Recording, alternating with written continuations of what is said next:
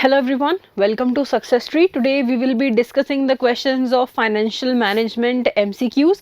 We'll be discussing just the MCQs and the basic concept. If you want to study the whole financial management, you can join the course and the link is given in the description. And if you even want to go for the free content that we provide, again you have to join the Telegram channel. Chaliye, let's start. The first question for today is A risk-free security has a dash variance. अब ये जो variance होता है ये आपको risk बताता है कि किसी भी इंस्ट्रूमेंट में, किसी भी इन्वेस्टमेंट में रिस्क कितना है आपका. ठीक है, तो अगर एक सिक्योरिटी रिस्क फ्री है, हम कैलकुलेशन करते हैं ना, तो यहाँ पे अगर रिस्क फ्री सिक्योरिटी है तो उसका वेरिएंस कितना आना चाहिए, 0, 1, इन्फिनाइट या फिर 9. ओके, तो आपको ये याद रखना है कि वेरिएंस क्या होता है, वेरी करना.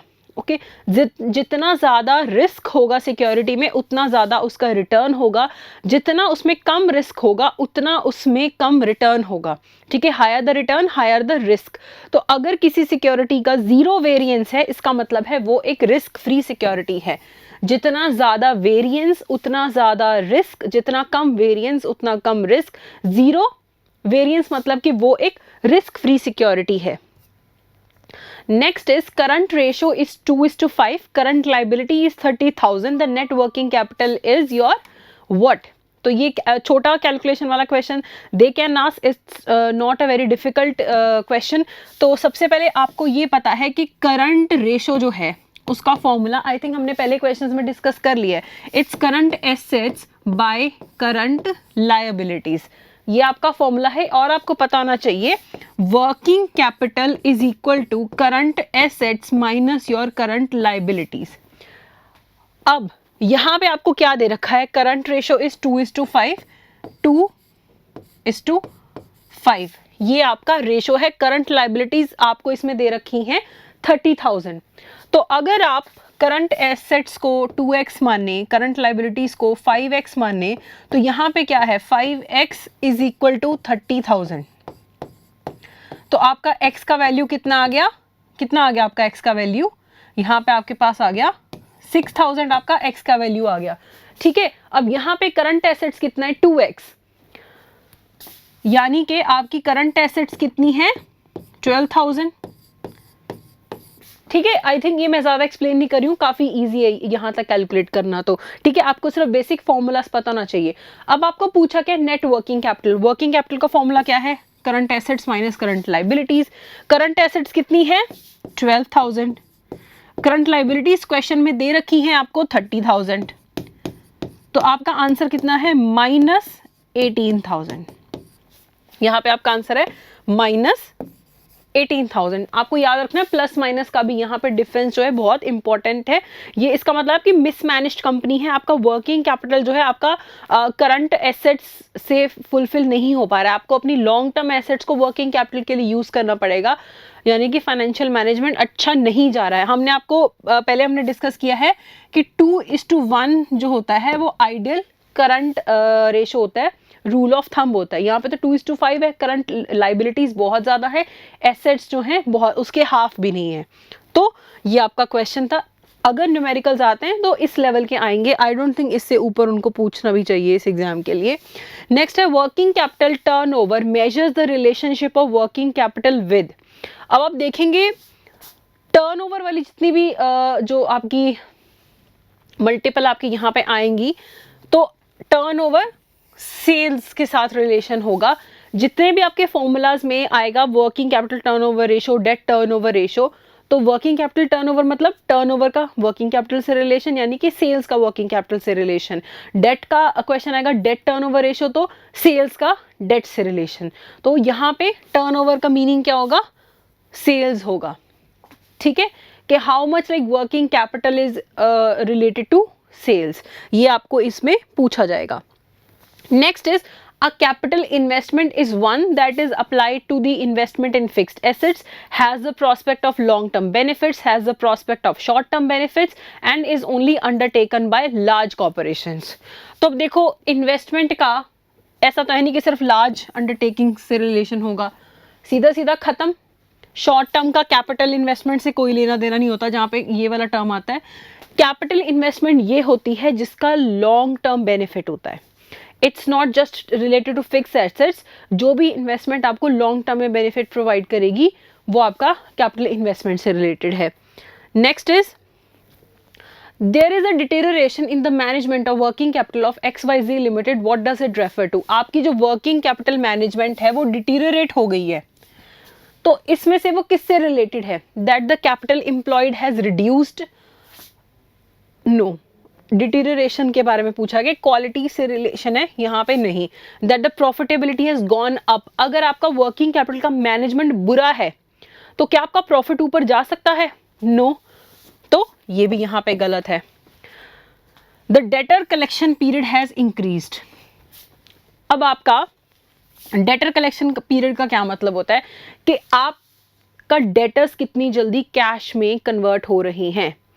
डेटर्स आपके कितनी जल्दी कैश में कन्वर्ट हो रहे हैं, जितना ये पीरियड कम होता है उतना बेटर है, जितना ये पीरियड ज्यादा होता है उतना ये चीज बुरी है। अब आप मान लो आपका डेटर है, वो आपको ऑन एन एवरेज पहले 15 दिन में आपके पैसे रिटर्न कर देते थे, अब ऑन एन एवरेज वो आपको 25 दिन में पैसे रिटर्न कर रहे हैं, तो आपका डेट कैश में स्लो कन्वर्ट हो रहा है, क्वालिटी कम हो रही है, तो इसका मतलब आपका वर्किंग कैपिटल का जो मैनेजमेंट है वो डिटीरियोरेट हो रहा है। ठीक है, working capital, current assets, current liabilities, इससे रिलेटेड होता है ना, current assets minus current liabilities, आपका day to day short term working के लिए जो आपको कैपिटल रिक्वायर्ड होता है वो वर्किंग कैपिटल। ठीक है, तो इसका आंसर है आपका C, that the debtor collection period has increased. Next is which of the following does not help increase the current ratio, ये आपका लास्ट क्वेश्चन है। कौन सा इसमें से आपकी करंट रेशो को इंक्रीज नहीं करता है? ठीक है, अब आपका करंट रेशो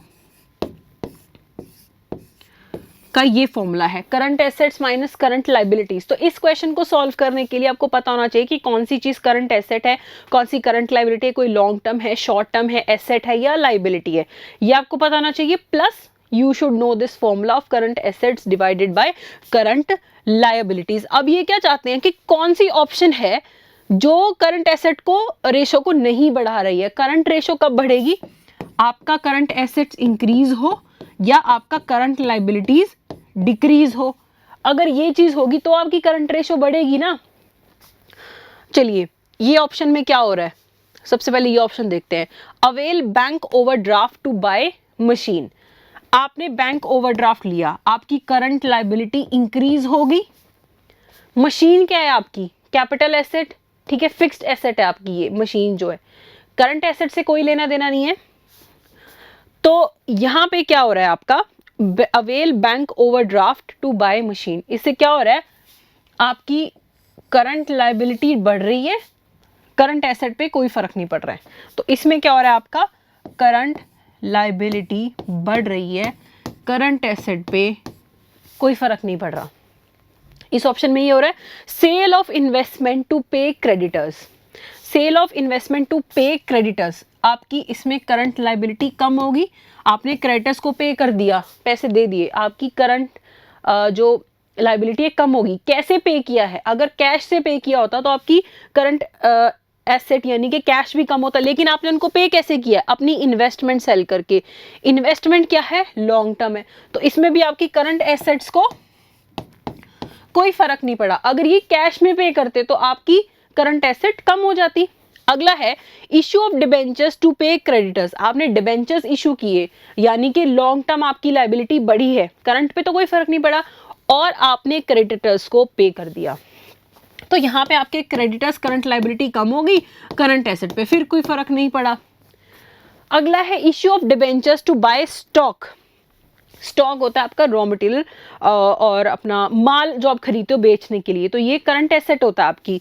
आपने डिबेंचर्स इशू किए, issue of debentures long term चीज है, आपकी करंट एसेट लाइबिलिटी पे कोई फर्क नहीं, लेकिन आपने क्या किया, स्टॉक बाय किया, यानी कि आपका ये शेयर्स वाला, शेयर स्टॉक मार्केट से रिलेट मत करो इसको, ठीक है।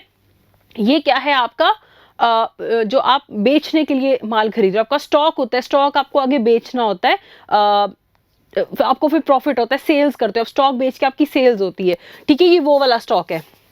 तो इसमें आपकी करंट एसेट बढ़ गई और आपका डिबेंचर्स जो है, तो इसका मतलब करंट लायबिलिटी पे कोई फर्क नहीं पड़ा क्योंकि डिबेंचर तो लॉन्ग टर्म चीज है। अब इसमें से कौन सी चीज जो है आपकी, तीन ऑप्शन ऐसी हैं जो आपकी करंट रेशो को बढ़ा रही हैं, एक ऑप्शन ऐसी जो आपकी करंट रेशो को नहीं बढ़ा रही है। यहां पे क्या हुआ, करंट एसेट बढ़ी, करंट लायबिलिटी को कोई फर्क नहीं पड़ा, यानी कि करंट रेशो बढ़ गई। इसमें क्या है, करंट लायबिलिटी कम हुई है और करंट एसेट पे कोई फर्क नहीं पड़ा, ये कम हुआ है। कम हुआ है ऑब्वियसली रेशो, जब डिनोमिनेटर कम होता है तो आपकी रेशो क्या होती है, बढ़ती है। तो ये भी ऑप्शन नहीं हो सकता, इसमें भी सेम चीज हो रही है, ये भी ऑप्शन नहीं होता। तो ऑप्शन क्या है ये, क्योंकि इसमें आपकी करंट एसेट पे तो कोई फर्क नहीं है, लेकिन करंट लायबिलिटी बढ़ रही है, करंट लायबिलिटी बढ़ रही है, डिनोमिनेटर बढ़ रहा है, रेशो कम हो जाएगी। So the answer is D.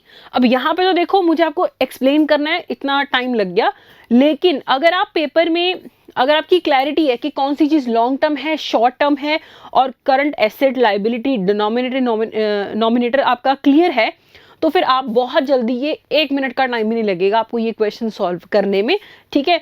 If you of a commerce background या आपके ये सब्जेक्ट्स क्लियर है, you can self prepare, but if you need our help you can easily get the course, and fees जो है काफ़ी nominal है, ठीक है।